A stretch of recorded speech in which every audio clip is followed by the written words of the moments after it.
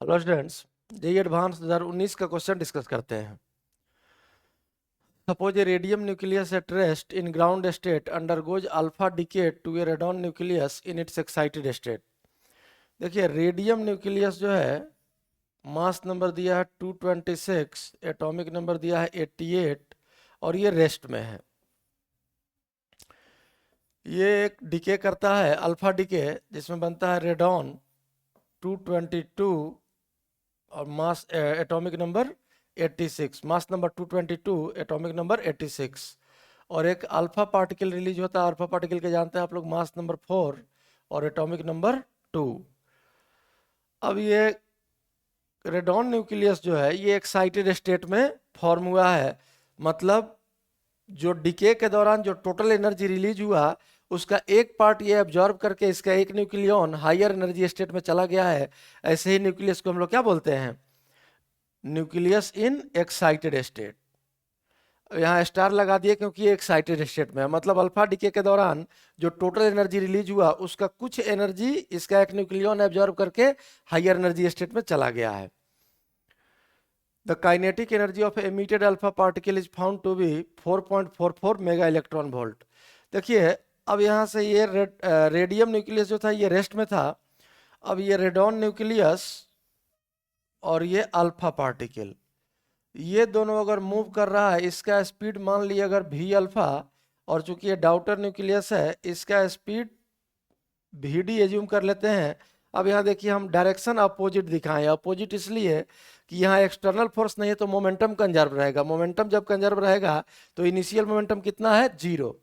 और final momentum भी क्या होना चाहिए? 0 ही होना चाहिए।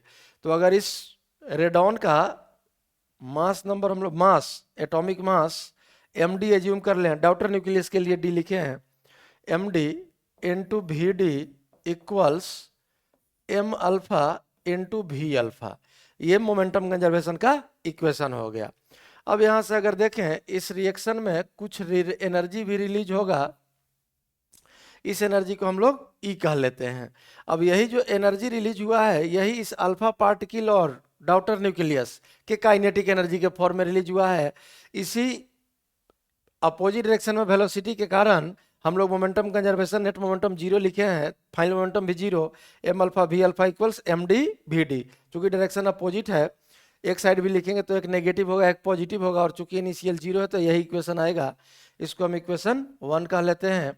और अगर हम लोग एनर्जी रिलीज देखें तो टोटल एनर्जी रिलीज हुआ है कितना? E।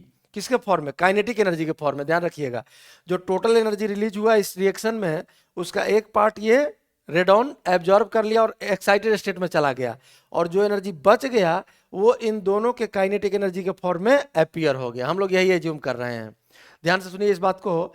जो इस डिके के दौरान टोटल एनर्जी रिलीज हुआ, उसका एक पार्ट, मतलब ये ई टोटल एनर्जी नहीं है, उसका एक पार्ट रेडॉन न्यूक्लियस एब्जॉर्ब किया, इसका एक न्यूक्लियन हायर एनर्जी स्टेट में गया। ऐसे ही न्यूक्लियस को हम लोग बोलते हैं nucleus is in excited state. और उसके बाद जो एनर्जी बच गया, एक्साइटेड स्टेट में जाने के बाद जो एनर्जी बचा, वो है ई। और यही ई इन दोनों के काइनेटिक एनर्जी के फॉर्म में अपीयर हुआ है। मतलब यहां से हम लोग एक इक्वेशन और लिख सकते हैं, E equals half M D, daughter nucleus का mass, into we D square plus half m alpha into we alpha square. जो काइनेटिक एनर्जी के फॉर्म में एनर्जी अपीयर हुआ है, वही है E। अब यहाँ से हम लोग जरा इन इक्वेशंस को सॉल्व करते हैं। तो सॉल्व करने में देखिए, सबसे पहले राइट साइड में नीचे वाला जो इक्वेशन लिखे हैं, E का वैल्यू जो लिखे हैं, यहाँ half m alpha V alpha square common ले लेते हैं।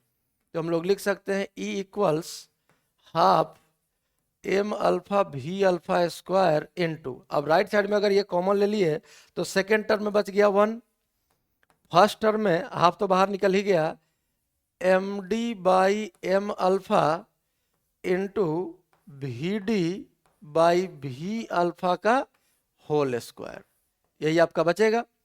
अब यहाँ से देखिए, अगर हम लोग इक्वेशन 1 का यूज करें तो V D by we alpha का value M alpha by M D लिख सकते हैं यहाँ, और तब ये E का वैल्यू क्या हो जाएगा?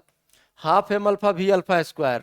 यही काइनेटिक एनर्जी देखिए, यहाँ 4.44 मेगा इलेक्ट्रॉन वोल्ट दिया हुआ है, तो सीधा इसका वैल्यू पुट कर लेते हैं 4.44 mega electron volt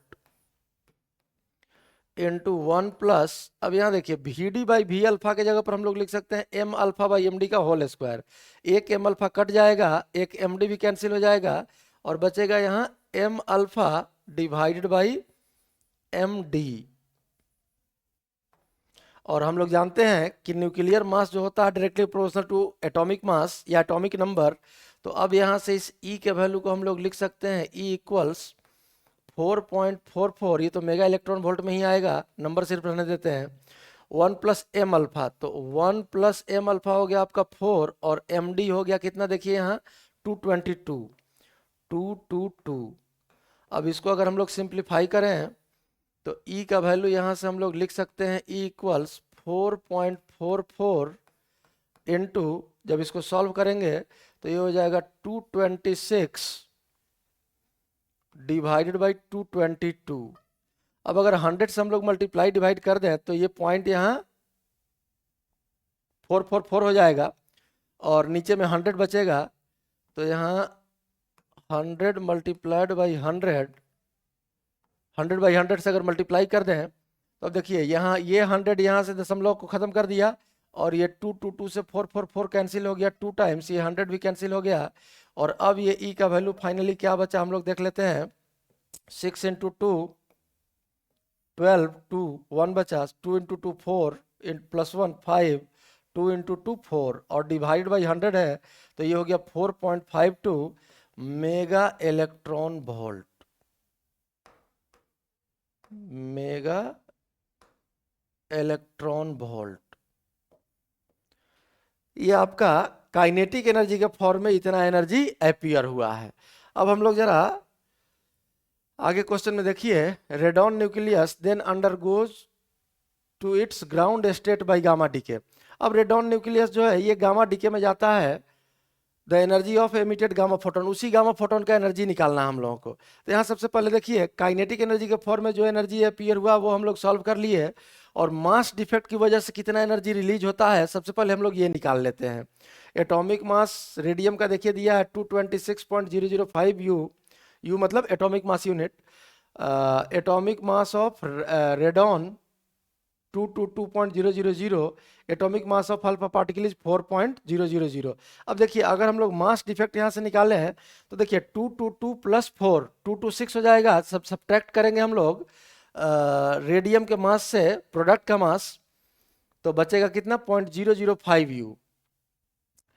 energy release हम लोग टोटल एनर्जी रिलीज निकालते हैं मास डिफेक्ट से, इक्वल्स मास डिफेक्ट हो गया 0.005 AMU, और देखिए यहाँ 1 U मतलब 1 AMU equals 931 mega electron volt by c square दिया है।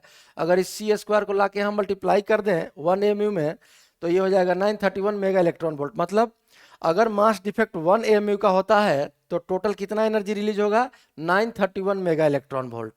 तो अब यहाँ से मास डिफेक्ट हमारे पास है और 1 AMU के मास डिफेक्ट पर 931 एनर्जी रिलीज होता है मेगा इलेक्ट्रॉन वोल्ट, तो 0.005 AMU के मास डिफेक्ट पर कितना एनर्जी रिलीज होगा इनटू 931 मेगा इलेक्ट्रॉन वोल्ट।